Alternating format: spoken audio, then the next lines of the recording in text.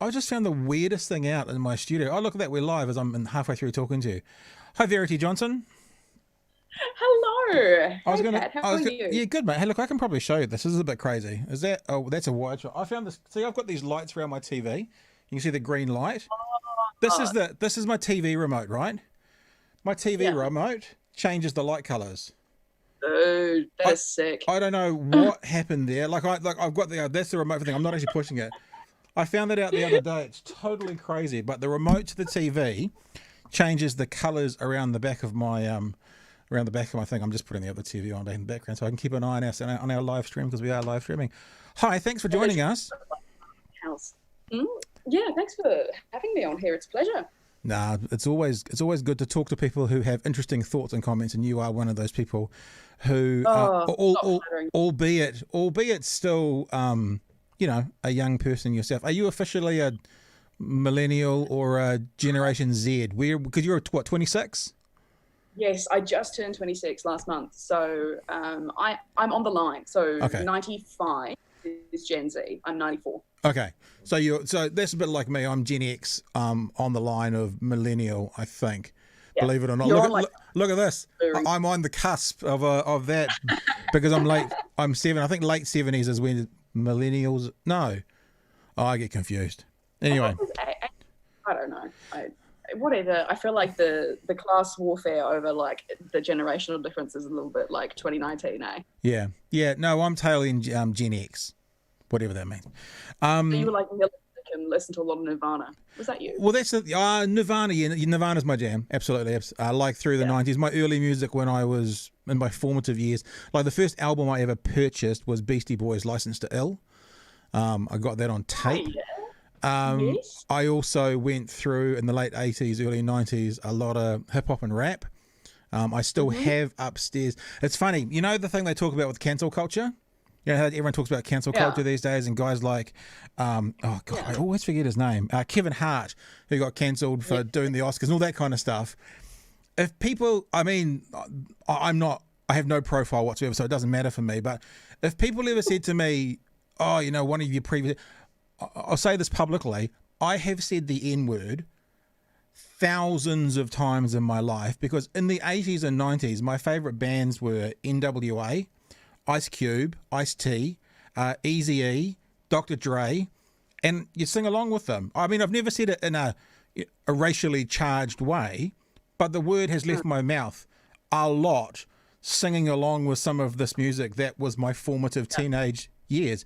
So if that's something that ever kept me from doing anything significant, then I am absolutely fucked because, being honest, I grew up on gangster rap. I was in there on day one. I have an album still that I put up on my Instagram not long ago, which is the original vinyl of the NWA Straight Outta Compton album that I bought in Sounds in Queen Street opposite McDonald's back in the late 80s when they were a parallel import because New Zealand radio industry wouldn't import them, so they were imported directly from America. I still have that. So, yes. So So, you've got the credentials behind you there. yeah, so Nirvana in that more in the 90s, and actually you might have heard it when you came in. I was playing Lincoln Park there. They had that numb with Jay-Z, didn't they? Yeah, yeah. And so I went through the rap core as well, Limp Bizkit, Linkin Park, all that kind of stuff. So I remember them vaguely. They had a bit of a renaissance in like the early 2000s when emo was coming back. And I remember like I was about like 11 or something, and everyone was like, "Oh my god, I'm such an emo. I've got like one pink streak in my hair, and I've listened to like one Limp Bizkit song." So yes, I'm vaguely familiar with what you're referring to, but you've probably got more credentials than I do. Don't need to have credentials. Don't mean to either.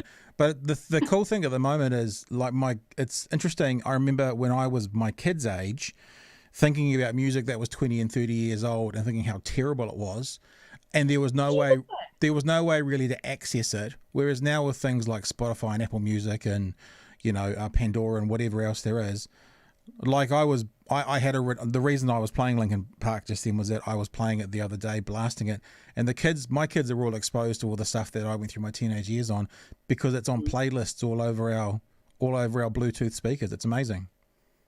I think that's great though. I think there's a real richness that comes from like intergenerational inherited music. I mean, like I know all of the words to most Queen songs because my mum would play it on repeat for like hours. And it's great. I've got this incredible backstory and like The Who, The Darkness, Def Leppard, AC/DC, like all of that kind of like your real Westy rock. I've got a good backlog and it's really great, especially for when I'm feeling moody and like want to go on a long drive and, you know, scream out the window. It's pretty therapeutic. She's a therapist as well. Yeah, and also with what's happening in movies today, the 80s and 90s music seems to be very popular as kind of thematic music inside movies.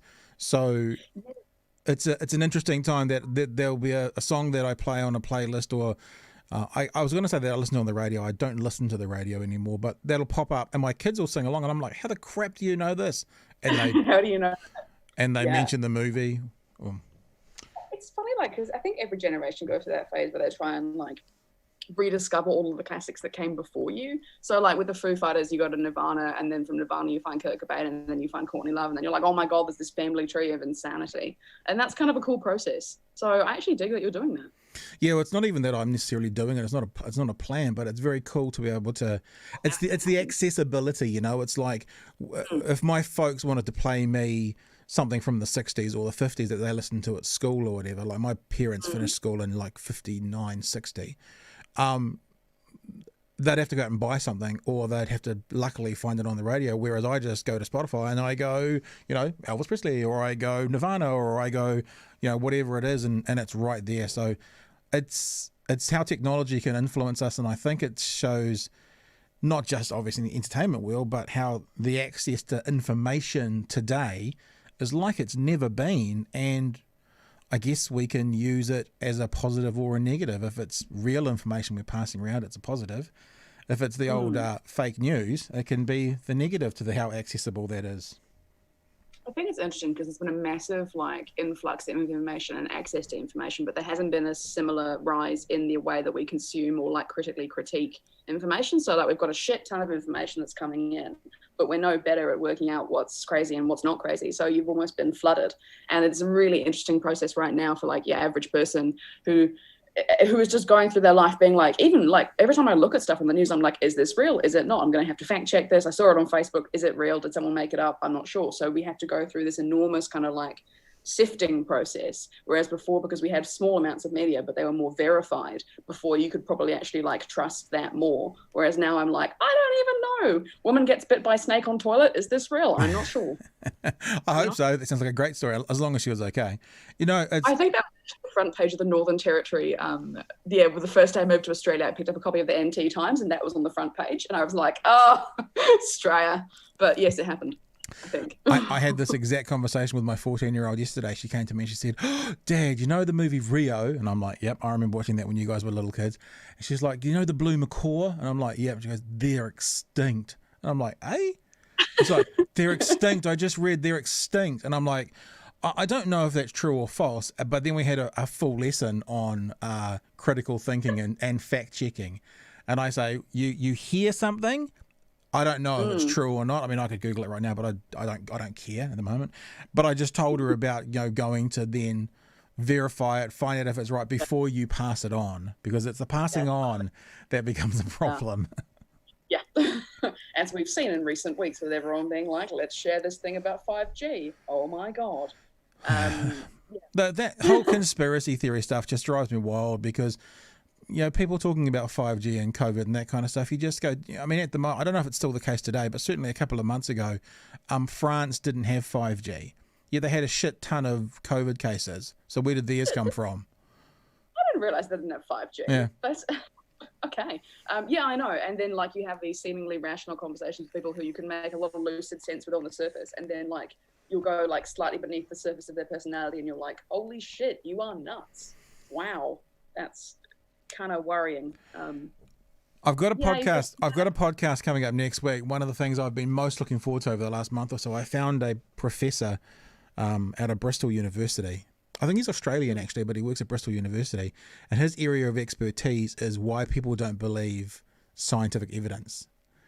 And I am so looking forward to talking to him, because there's these arguments, and I often find that it only takes one thing to eradicate the whole argument. Like the 5G thing. They don't have 5G in France. Gun. Conversation's over. It's finished. One fact. But it's interesting, right? When you do that, people just keep going, and like, even though you're right, and there is no response to that, right? Like, you can't be like, oh, France actually did have 5G. Like, you're right, that person's wrong, but they won't stop or change their opinion. Isn't that fascinating? You've just dismantled them, proved them wrong completely, and yet they'll still sit there and be like, no, this is real. Yeah. Yeah. Have you seen The Atlantic just did like a massive series on the prophecies of QAnon? Like, they did a whole lot of like features on it and like why people believe conspiracy theories. And there's like a massive correlation with oh god, there's some psychological term for it, but it's like your worldview is not based upon like scientific evidence. It's based upon like emotional ways of seeing the world. That was really like not a particularly interesting point, but you just read all of The Atlantic's coverage on it if you're interested, because it's fascinating. Just to, I hate giving out fake information myself, so I thought I'd better check this. Here you go. Look, France is only France. Right. So I thought I'd look it up. France is only just beginning to get 5G in September. There you go. So that's fact checked. Done exactly what I said. Yeah. So yeah, and I do like the conversations, but I worry. Like, I've been thinking about is it Billy TK? I've been thinking about approaching him for a podcast. I'd quite like to talk to him, but I've also, and there's not many times I've done this, I've also kind of gone, I don't actually think I want to put that information out there. You know, no. I'm often, like, I've talked to 2 flat earthers. This is like the 123rd podcast we've done of this iteration. And I've talked to 2 flat earthers in that time, and I love it. It's great, fun conversation. But I feel like with those kinds of conspiracy theories, giving it more oxygen, I don't want to be a part of the giving it more oxygen team, basically.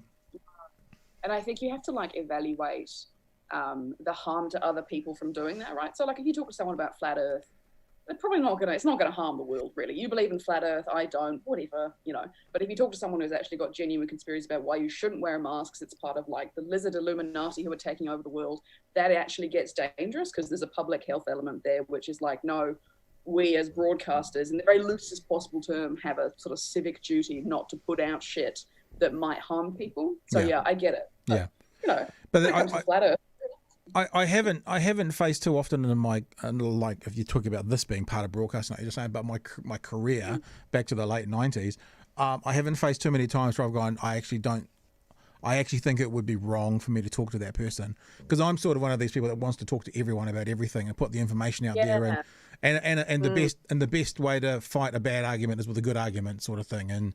But there's just something different about that group of people at the moment that just I'm going to give them. Now, I'm not saying they would have come on. I should be aware to, you know, I mean, I'm not saying my shit don't stink. They may not want to come on, whatever, but I just decided I wouldn't even approach them, because yeah, there's just something a bit different. It's a bit different and a bit, it's dark. It feels a bit sinister to me. It's very nasty. Like, that shit can get dangerous very fast. And I don't know, like, it's really strange, because you think that conspiracy theorists or people who hang out on chat rooms or whatever, and you think it's all a bit harmless, right? Like, you think that it's trolling, you know, just people taking the piss. And then the more you go into the like various internet rabbit holes, the more you realize that this stuff, some of it can be incredibly dark and incredibly vicious and incredibly sinister. And you should read this book, Troll Hunting by Ginger Gorman, if you haven't read it, but it's fascinating, like, in terms of like diving into the internet subcultures. She was writing it from like what was she talking about? Incels. She was doing that sort of area. This is in late 18, when that shooting happened, that incel-related shooting. And so she was going into that. And it turns out that a lot of the trolling in the subgroups that she was talking to, you know, like, it got really dark really quickly, and gangs became involved, and there were trolling gangs, and like, yeah. So when you say it gets dark and you don't want to talk to the people about QAnon, I get it. There is some truly devious stuff out there. I think QAnon is a subject matter, and there, if people want to find out about that book you've just said, there it is, Troll Hunting, Inside the World of Online Hate and Its Human Fallout, on Amazon right now for $17.73. Although, of course, I'm probably not supposed to mention Amazon, because that's ruining our bookshops in New Zealand. I would talk about QAnon. Like, there's a couple of people, David Farrier at the moment is doing some very good writing about what QAnon's all about. I'd happily talk to him about it, because that's more of the subject matter. I don't think I want to have someone on who wants to talk about QAnon like they are a figure of authority. I found out very quickly, since working in news and current events, in the back of my head I've got this thing called a bullshit nerve, and occasionally I feel that nerve go like this, and I just, and this is part, I didn't quite use that phraseology with my daughter yesterday, but this is part of the thing I like to try and tell people. I'm like, just verify before you share, and how many times I've seen people who I follow on Facebook or follow me or who are actual friends of mine in real life share something that's taken me literally 30 seconds in one Google search to debunk. I was saying disband and debunk in the same word. At the same time. Yeah, to debunk. And it fucking frustrates the hell out of me because actually, and this is what I finished talking to my kid about yesterday, it's like, it's not even so much the people making the fake news or being wrong, it's the people sharing it who I actually think have more responsibility for it going around. Because if one nutter made up one thing about 5G and it stayed on their Facebook page, the world wouldn't know. But then a million people sharing it, that's actually the most dangerous thing. Yeah, it's the virality of it, right? And the fact that like all the platforms that we're sharing these on are actually engineered to promote increasingly insane content and to drag you down further into these rabbit holes. And the fact that YouTube makes money off like showing you increasingly more polarizing videos. And it's just like, not only are people sharing these without verifying them, but we're engaging with platforms which have actually been designed to like monetize our descent into that world. And that is genuinely sinister and kind of worrying because Facebook and YouTube and stuff are not doing anything about it and don't care. Well, they work out what our algorithms are. Our algorithms are what we respond to, and as the species, as a species of whatever we are, Homo sapien, as people, we tend to respond mostly to conflict, and so then our timeline gets filled with things to help us create. So actually, we are then responsible for our feeds, our information, our RSS feeds, whatever they are, saying the thing I'm responding to most of all is something I don't like. Here's more stuff you don't like. And that's how it sort of works. Yeah, exactly. And I think it also gives you a really distorted worldview, right? Because if that's what you're engaging with all the time online, you think that humanity genuinely is like that. So it starts to change your perception of how you see the world. And I know that when I was on the Paul Henry show every morning, dealing with because I saw all of the trolling that came in directly to me. Right. And all the negativity and like all of the people being like, you should just shoot yourself in the head, like that kind of stuff. When I saw that every day, it started to really like fuck with my sort of optimism about humanity, and I came away being like, wow, people are awful. And it's not that it's awful, it's just that you're getting a really conditioned, kind of very narrow, very artificial insight into some people's attitudes. But Facebook and YouTube and all that stuff, it's the same stuff, it's the same process. It's that really narrow, artificial, heightened, combative reflection of humanity. And it's not necessarily who we are, but it looks like it's who we are. Yeah. That was that looked like it was a really good gig working with Paul Henry there. It looked like it would have been fun. I remember. Yeah, I think that's me being. But it seems it seems like the kind of perfect gig for a young person who wants to get involved in the media and who is obviously skilled in areas of writing and communicating, to be given a little bunker to then communicate and speak with people every single morning. It must have been a blast. It was a blast. God, it was cold though. That bunker was freezing. But yes, it was very fun. Do you still have much to do with Paul Henry? Are you still in communication with him about anything? No, he just left and went to America. Where he actually retired. He went to Palm Springs, I think. Yeah, I don't know. That's a real retirement spot. I remember him talking about. There was two commentators that retired about the same time over controversies. I can't remember who the other one was. And I remember someone in the media asking Paul Henry, but such and such has come back to do more work. And his response was, well, he must have needed the money. Well, Paul is very funny, so that's probably what he would say. I thought that was great shade as well. It was a great thing to put out there. Pretty good shade game. So you most people would be fair to say were introduced to you from the Paul Henry show, TV3, but back in the day. What have you been doing since? What's life for Verity Johnson been about since that? Well, to probably take it back a step further, before I started the Paul Henry show, at 18, I started as a columnist for the Herald, and that sort of like got the platform, for want of a better word, which is what got me on the show. So there's like two types of people who like, or there's two streams that run through my life. One is the writing, which is kind of like my first love, which is where I've always really been. And then there was TV, which was kind of an accident. And I didn't really mean it to happen, but that it just sort of happened. And I was like, oh, okay. So having left TV / influencing, which I can talk more about in a minute, I sort of left that world and went back to writing. So for the last, in a timeline, Paul Henry show, a bit of the AM show, left TV, and then toured New Zealand with a touring male review show, which was probably the most life-affirming thing I've ever done in my entire life. So got really pissed in pubs all over the country and seeing a strip show. It was great. And then came back and I have been writing. So I'm currently at the Don Post as a columnist and a feature writer, and I'm actually in Dunedin next week giving a workshop on how to make the personal publishable, which is for the New Zealand Young Writers Festival. So yeah, I've kind of like gone back to my roots and with my first love again, with words. It's interesting to hear that you're doing it at 18, because most people would think the 18-year-old sort of wet behind the ear, don't know very much about the world. So I'm assuming your writing was from the perspective of an 18-year-old, which is a valid perspective that most of us who aren't at that age are still worth hearing from. Yeah, definitely. When I started, I was very much doing, this is what's happening for young women and this is what's happening for young people. So there was a huge youth angle on it.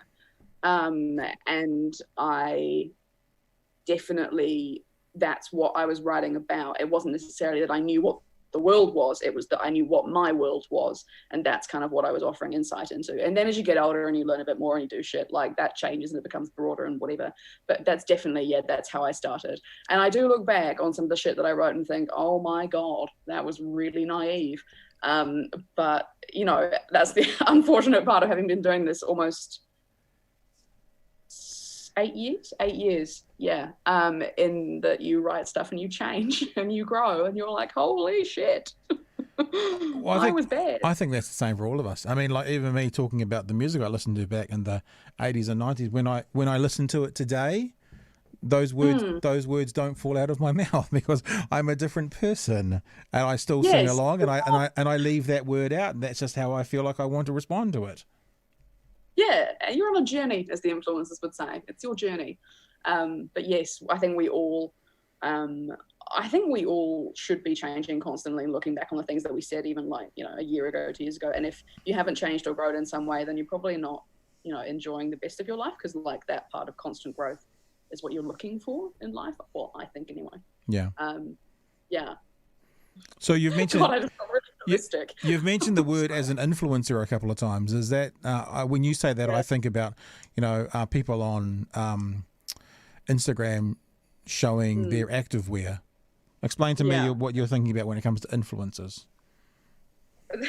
It's a fairly accurate description of like the broadest possible definition of an influencer, which is like typically characterized as someone on Instagram wearing activewear, selling laxative tea. Like that's kind of like. Did you say laxative tea? Yeah. Laxative tea. Okay. Yeah. And diet lollipops, that was a thing as well. Waist trainers. There's a whole lot of real dodgy shit that you want. Maybe tell your daughter about that. Wearing a waist trainer is not a good idea. Like, don't do that. I did that for a bit. In a period of my life that I look back on and think, what the fuck was I doing? And that was sort of in the late 2017. That was late 2016, 2017, and then it destroyed all of my will to live and all of my ability to enjoy my life, and that's partly why I then quit everything and toured rural New Zealand. That's part of the jump, but yeah. So that was it's a cesspit of vanity and narcissism, and it's a huge head fuck to boot.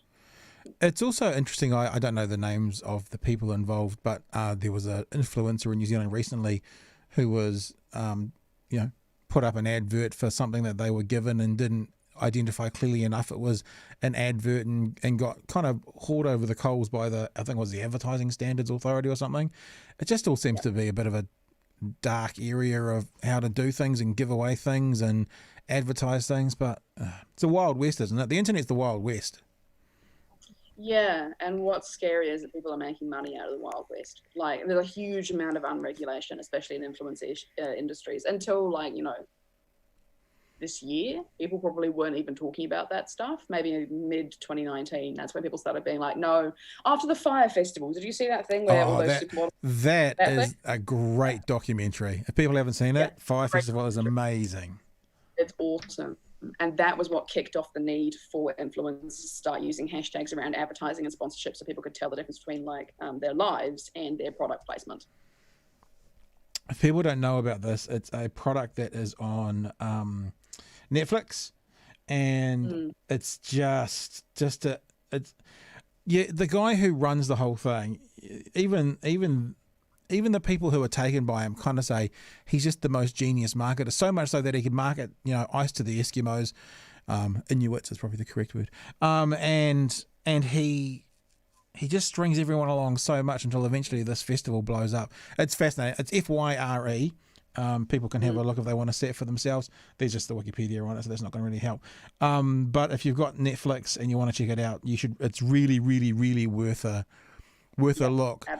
Absolutely. I'm someone who loves watching documentaries on the creative process, and I've said this several times. Like, there's a documentary that the guys from South Park made called 6 Days to Air about how they make an episode of South Park, and there's a Foo Fighters one about it's called Back and Forth, I think, about the story of the Foo Fighters and how they made all their albums. And if it comes with how to create something, I love it, including movies. Like I love that Disney movie about how they made Mary Poppins, starring Tom Hanks, whatever that one's called. And Fire Festival is a bit like that, because it's not necessarily about making it. It's kind of like the anti-making the festival, but it's still got that vibe to it of creating something, but it's creating something in the worst possible light, defrauding people and lying the whole time you're doing it. Yeah, it's basically like how to run a scam in the Instagram age, which is fascinating. And all those Instagram models, the ones you're talking about, got totally taken and done. And you talk about it needs regulation. I think that this would be a lesson to the Instagram influencers to go watch what you put your name to, as opposed to a necessity for maybe the industry being regulated, because they looked all like fools at the end of it. They put up those orange squares, and that was the end of it for them. Yeah, I mean, they did. They looked like idiots for like a week, but then everyone just forgot. Yeah. So it didn't kill their life. It killed the brand's life. And I think Kendall Jenner advertised it. Wait, no, hang on. One of them did. One of the Kardashian crew definitely did. Maybe. Or maybe I'm getting it confused with that Pepsi commercial. Now, having just said that about defamation, now I'm really confused. That is not a quote. I'm going to have to look that up. But yeah, basically what happened is that all the influencers who were doing this, they didn't lose any money or impact over any of it, really. It was just the Fire Festival that went bust. So it's interesting in an industry. Sometimes people quit. I mean, there have been some influencers who quit or get kicked off. Sienna O'Neill was probably the first high-profile influencer to have a massive breakdown and then threw it all in. Caroline Conway, she got kind of forced out and then sort of came back. But like, there's not a lot of. You can't. It's hard to get pushed out of. Put it that way. Yeah. So that's why target the advertising standards. In the understanding of being truthful and making sure we're right, Kendall Jenner to pay $90,000 settlement for promoting Fire Festival. So there you go. I was pretty sure she was, but there you go. It's just confirmed that she was. Just so we don't get defamed or spread false information. It'd be great if Kendall Jenner decided to bring a lawsuit against me for defamation. It would be a fantastic piece of publicity. And she could have all $12 that I might make out of a particular podcast. All of it. She could have all of it. Hey, I was looking at some of your writings the other day on the Don Post, and I see you've had a bit of a falling out with Saint Jacinda. And I don't say that as a facetious thing. I think she's doing amazingly, but you've had a bit of a falling out with Jacinda, and I don't know. There's been a bit of a breakup in that relationship, has there? It feels like years ago. That was written directly after those first two chicks were allowed to leave managed isolation and go on a roadie. Although that actually makes it sound as though it was just a holiday. They were actually visiting a dying relative, so that's why they went out. From Auckland to Wellington. From Auckland to Wellington. The fact that they weren't tested and then they had COVID. So that was written directly like a day after that happened. And I just felt a little bit, and I think the nation actually felt a little bit like we'd been let down. We weren't mad. We were disappointed. And, you know, there'd been this real push. And, you know, like a lot of people in my world are in entertainment and live events and stuff. So, like, we've been on the forefront of really the coal face of this. And so there'd been that real push on level 4 to get rid of it. And then we put so much time and effort into it. And when they let those guys out of managed isolation, it was just like, oh my God, like that was an elemental cock up. Like, and it was more like, it wasn't that I was angry, it's more like I just expected better, which I think is probably how you could summarize the entire country and their reaction to them. Like, you're not mad at the people who had it, or you're actually just disappointed at the systems that were supposed to be in place to protect the border didn't protect the border. So yeah, I don't understand the shaming of people who have had it. In fact, one of the saddest things. I mean, there's been lots of sad things, but hearing about the two 50-year-old brothers who passed away 2 weeks apart, and one of them visited the other one and obviously passed it on to him, and then they both passed away. I saw that on the news last night. I just was gutted for them. It's just it's terrifying. It's a terrifying thing. But yeah, I've been saying through this whole process. Well, at the start, I was very, very pro how we were doing it, going hard, going early. After the border issues and that kind of stuff, I think the fair way to label it now is we have had a mix of good management and good luck. And part of the good luck is that the gaps that there were in the border didn't cause more of a problem. That's the luck. And the good management is the response when it at the very start. And also, if I'm in one camp or the other, I'd rather stay firmer for longer for safety rather than get out and be looser earlier and risk it flaring up again. So I sit in that camp, and I know others don't, and that's fine, but that's where I sit. So yeah, I think that mix of good luck and good management, and also there's these two columns we've talked about of good decisions and bad decisions, acknowledging you can't do it perfectly, making as many of the choices out of the good decision column and as few out of the bad decision column as possible. And I kind of think we've done that. That's how it feels to me, at least, anyway. Yeah, I feel like that's a pretty accurate summation of what's happened. I think as well, like the just a sort of like you've got a cabinet who I still think Jacinda's amazing, and I think what she's done really well is not necessarily policy leadership or anything, but just in a crisis being able to communicate the correct thing to do in an accessible, non-scary way, and taking the science seriously. That in itself is such a powerful thing. And you've seen world leaders. Boris Johnson, very smart man, hasn't managed to do that. Like, you see a real skill there, which I really am grateful that she is doing, and that we've got her as Prime Minister, because it's kind of like, we need someone who can get the message across in an effective way. And that's ultimately what Prime Ministers need to do. I think some of their cabinet, what was that guy? God, this is like how fast the press cycle works, but he was the one, Health Minister, David Clark? David Clark, my local MP, David Clark. Yes, Dunedin, of course, yes. And like some of the stuff he was doing, I was like, bro, like, yeah, like, why are you in power? Oh my God. So there was a mix of good management, good decisions like Jacinda and Ashley Bloomfield, and then you had people like David Clark, and it was like, what are you doing? Yeah. So I think we had good management, good decisions, and a mixed bag of cabinet ability. But I, like you, am sort of, I don't know if I'd use the word happy, but I'm kind of like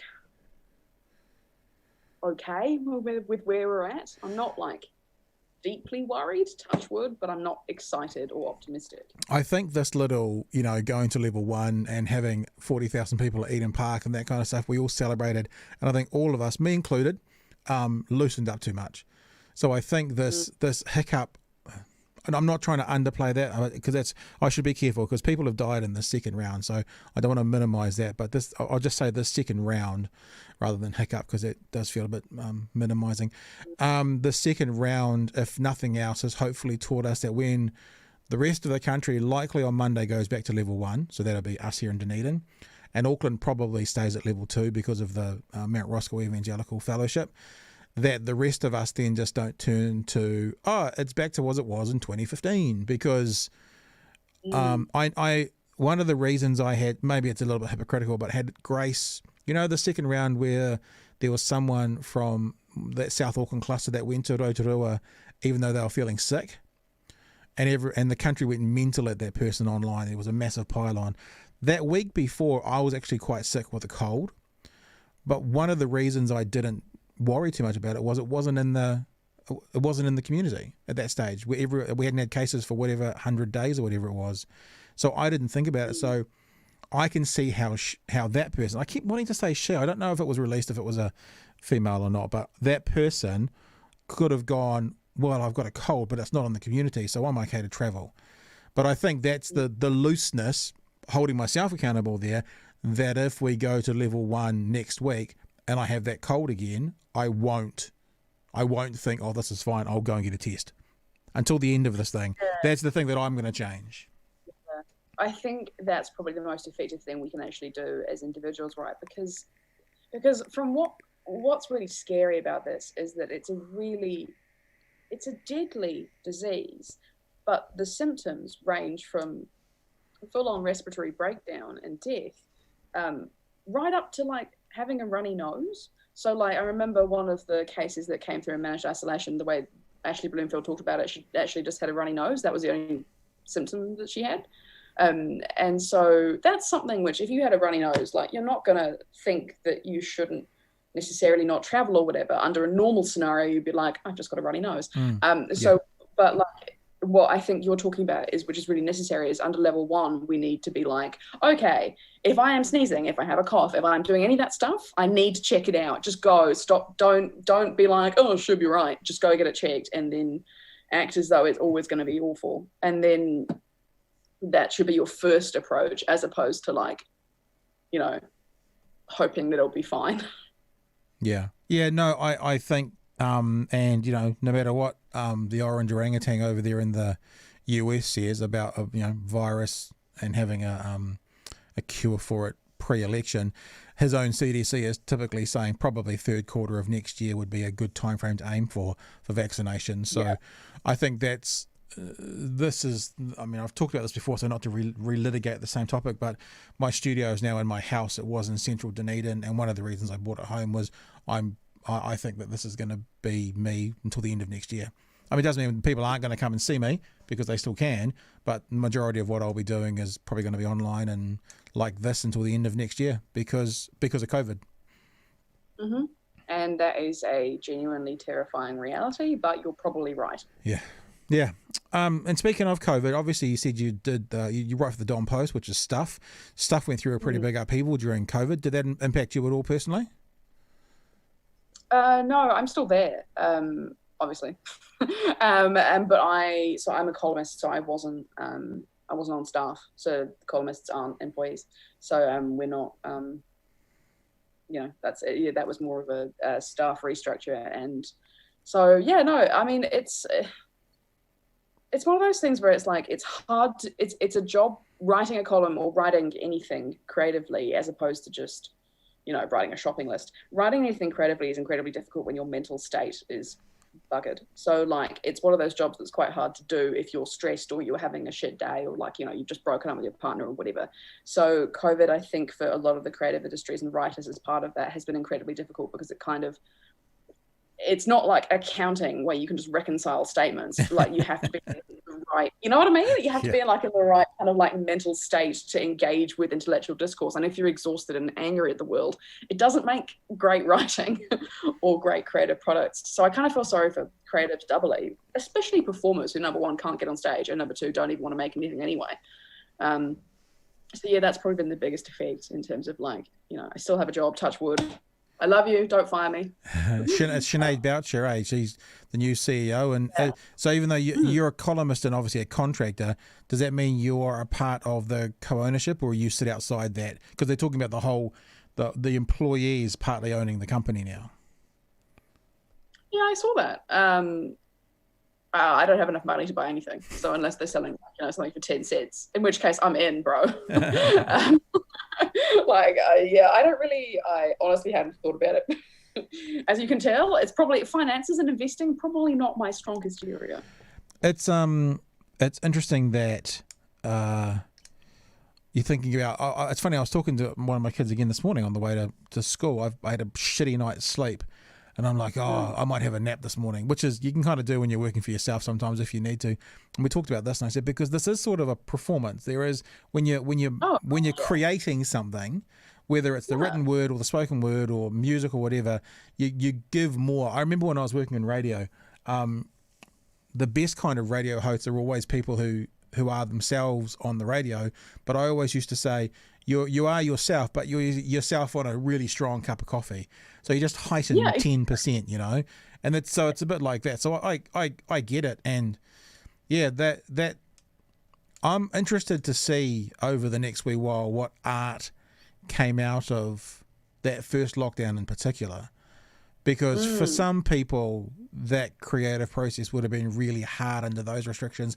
For other people, it kind of gave them the space to finally do something they've been trying to do forever because they couldn't do anything else. I wonder if over the next kind of 6 to 12 months, we'll see a whole bunch of stuff that because of that lockdown, it's going to be a really interesting look at how, you know, someone who we've always seen be a musician this way, in that period, because of what they were going through, has produced their form of art in a very different way, or whatever the case may be.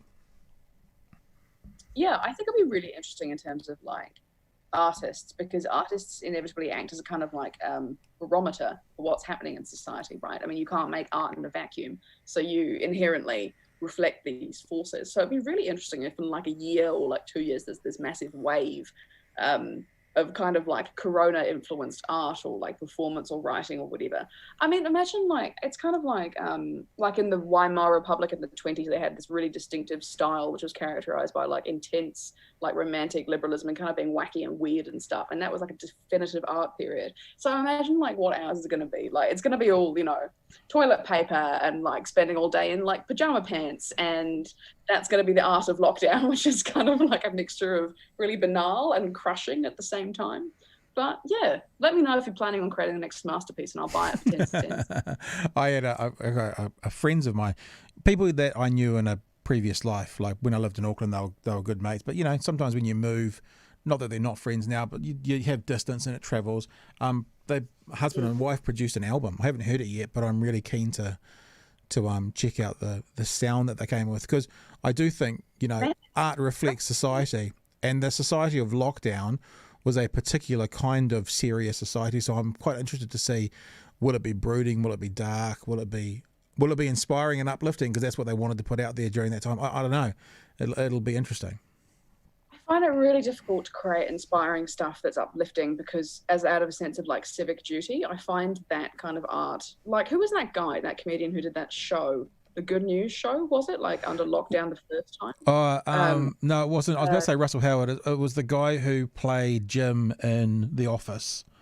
Yeah, some big American comedian. And I remember watching it and being like, I hate this. Like, I hate stuff which like artificially forces me to feel happy.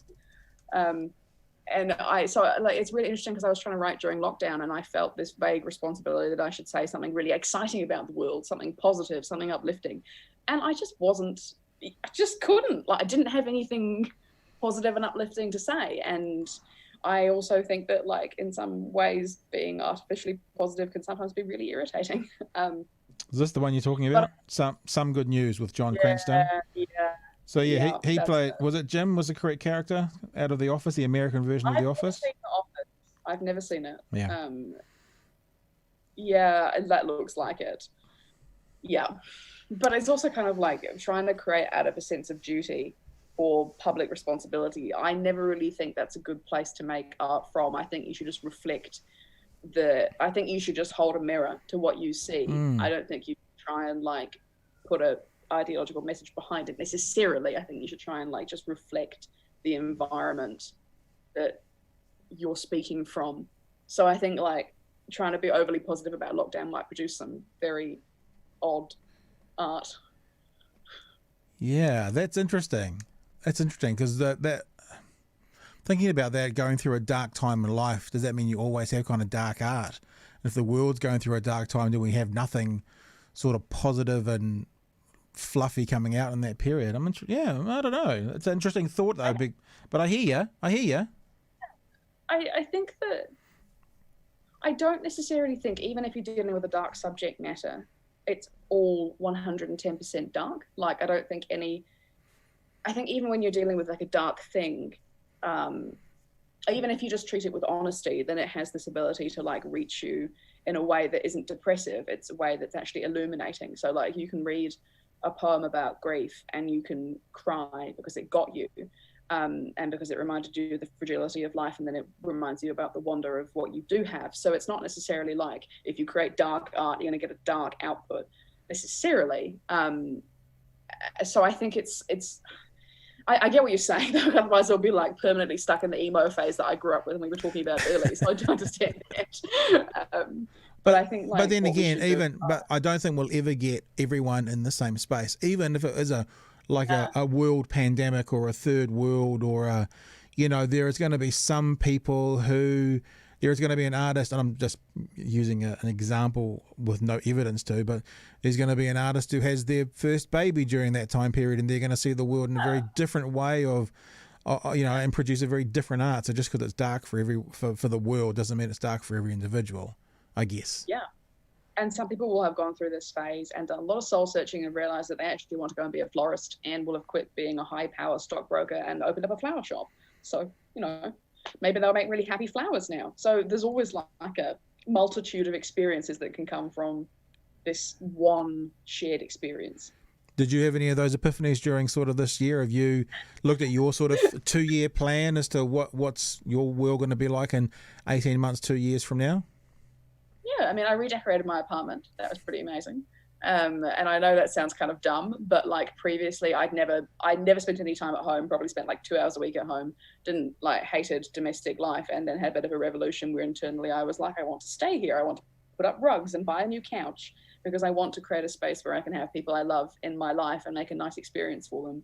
And like that suddenly gave me motivation to learn how to make biscuits, So that was an interesting like faux domestic remodel. That was and I realized that happiness is often actually not contained in crazy exciting places out there, but it's actually in like the really banal everyday things you do in your daily life that make you happy, and it's that cumulative stuff that makes you feel like you're living a fulfilling life. Wow. Yeah. And, shit. And you're based in Auckland? Yes, I am. Yeah. I've one of my sisters in Auckland I've been talking to regularly, and she found the first lockdown quite difficult, like quite oppressive and difficult for a spirit, for a heart, she couldn't go to the gym, she couldn't get her daily stuff, and even though the second lockdown was not as strict, I think she said the other day she actually almost found it more difficult because it was like here we go again sort of thing. Did you find in Auckland the difference between those two time periods? Yeah, she's right. Like, that's definitely the mood of the city right now. Like, the first time was horrific, but it was also kind of like everyone's in this together and like battle through, all of that blitz spirit and stuff. And then the second one was like, oh God, and just felt more difficult because you don't have that first rush of adrenaline anymore. It's just you and the fact that this is going to drag on for a hell of a long time. And that is a really depressing thought. And I was talking to my friends about this. I was like, at the moment, I'm just I feel like, when you talk to your friends and you're just a cloud of negativity, so you don't want to talk to your friends. I definitely felt that way at the moment, where I'm like, don't talk to me, don't ask me how I am, because I will thoroughly depress you. So, yeah, I think the whole city has gone through a kicking in terms of its mental attitude. And hopefully Monday rolls around, there'll be some restrictions for Auckland lifted. And then hopefully for the rest of the country permanently. Have you tried to get out of Auckland at all because you can leave Auckland now, can't you? It was only under 3 you couldn't, but now you can. Have you got out? Have you done anything away from the big smoke? No, I've basically been in my apartment for like the last 6 weeks, so hence why I redecorated it, because I was going nuts. But I am looking forward to coming down to Dunedin next week, which is my actually like the first time I've been to Dunedin, And part of the reason why I wanted to come and do the festival is because I've never been, so I wanted to explore it. Are you here? Are you here for long? Yeah, like 4 or 5 days. So like not like heaps of time. But apparently you guys have a castle, which I never knew that New Zealand had a castle. So that's exciting. It is exciting. Larnac Castle. Hopefully the people are looking after you well, and if that's something you want to check out, they'll sort it out for you, because it can be quite expensive. But yeah, the Larnac Castle is a lovely thing. There's lots of lovely things in Dunedin. Not to get into the tourism guide for down here, but because that was what happened with us. We moved from. I was married at the time. I'm no longer, but we all moved down to Dunedin for a bit of a change of lifestyle from Auckland, and yeah, it's a great little city. I keep telling people, probably the best thing about Dunedin. I mean, there's all the amazing flora and fauna and that kind of stuff, but actually one of the coolest things is, because of the university, we are oversupplied with resources, because they have to have the resources here to provide for the students.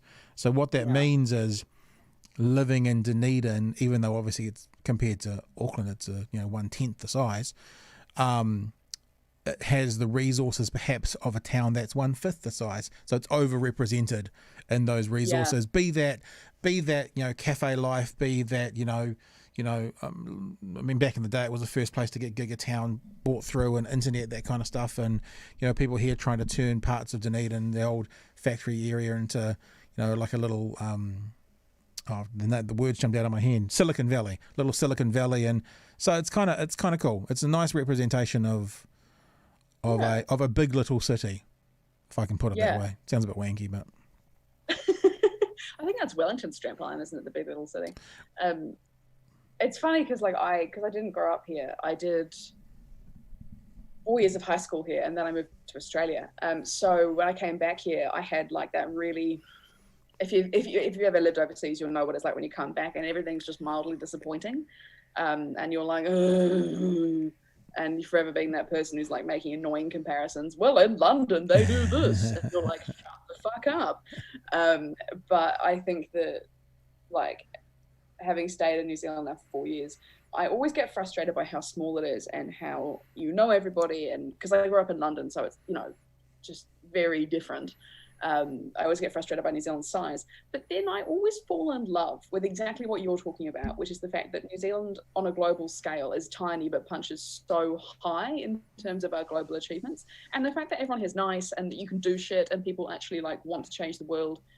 That's the really cool part about New Zealand that I really dig, and that kind of sounds like it's what Dunedin's about. So I'm ready for that.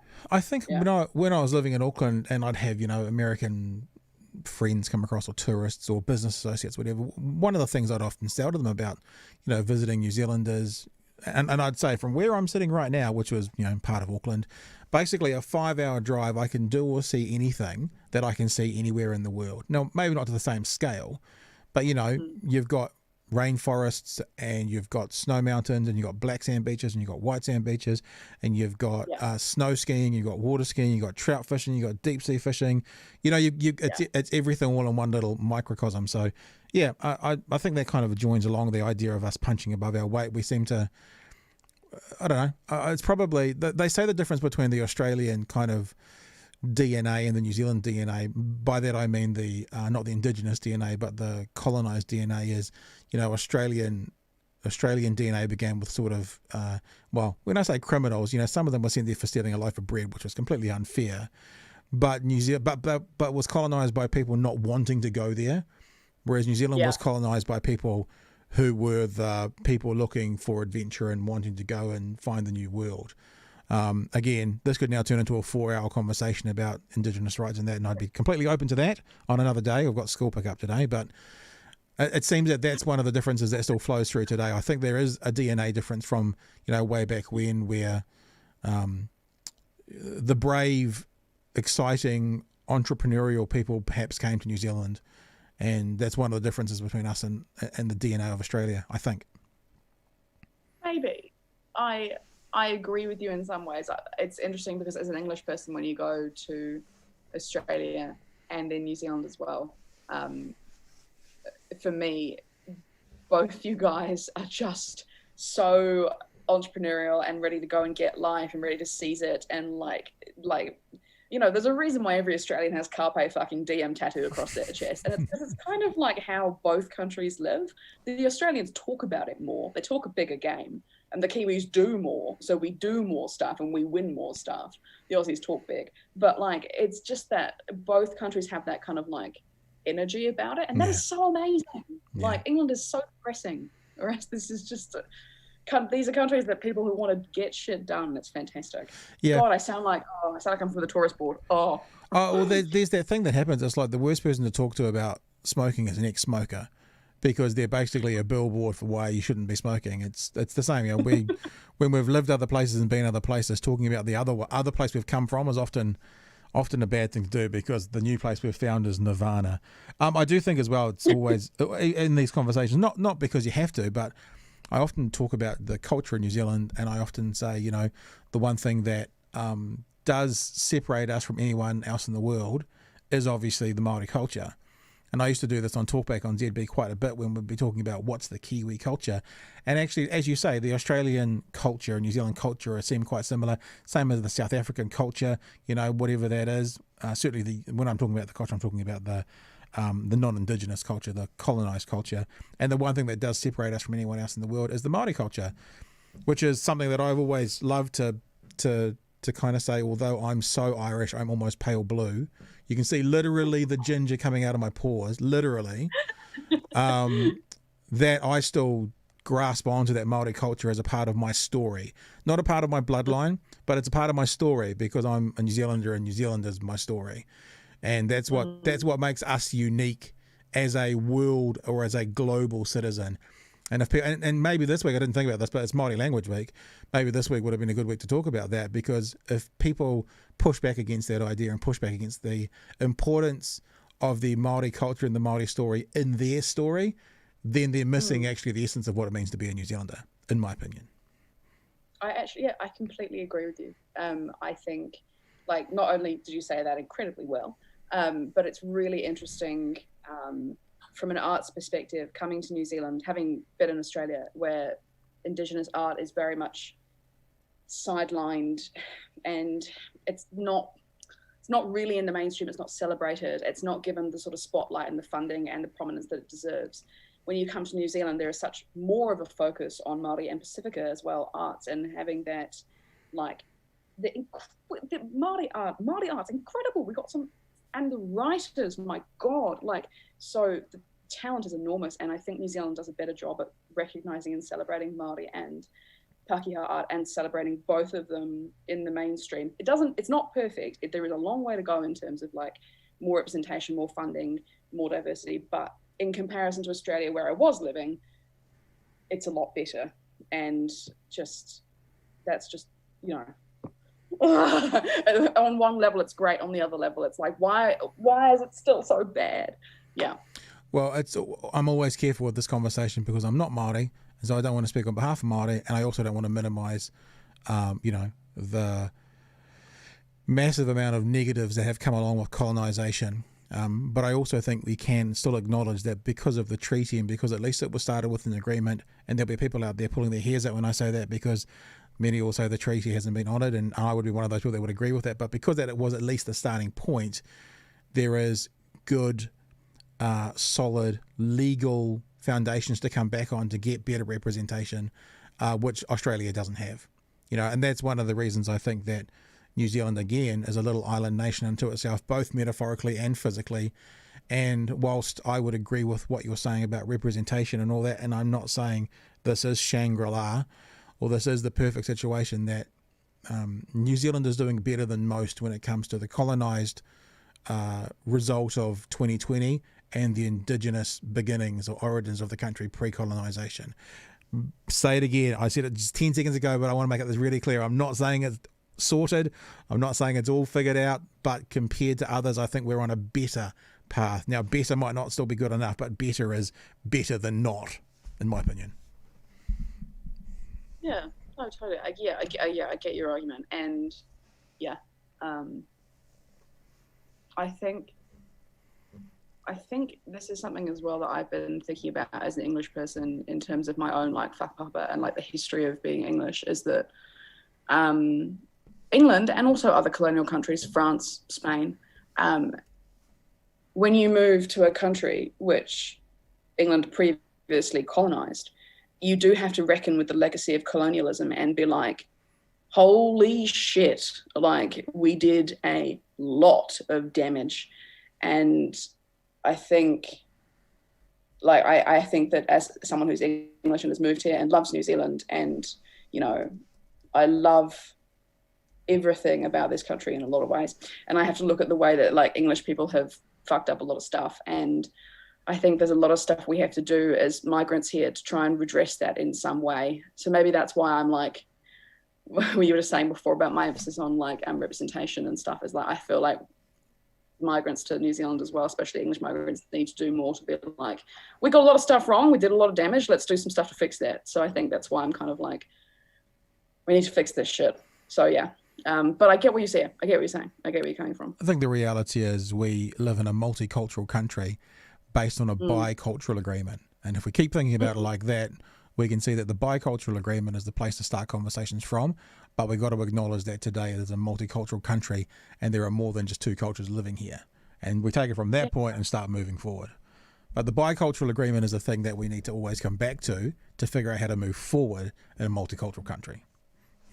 Yeah, and I think also like having people who like increasing the awareness about the treaty and being able to like have everyone more on like being able to more confident with it and understanding where we stand, because you get a lot of people who are just like, why do we need it? We don't need it. And it's like, oh man. Yeah, so I agree. And also not taking multiculturalism for granted, because my God, like the world has gone backwards in terms of tolerance and acceptance over the last 5 years, and we need to fight for multiculturalism as well as biculturalism because it's so important and we shouldn't take it for granted. Hey, Verity, your redecorating of your room has given you a fantastic lavender backdrop today. It looks amazing.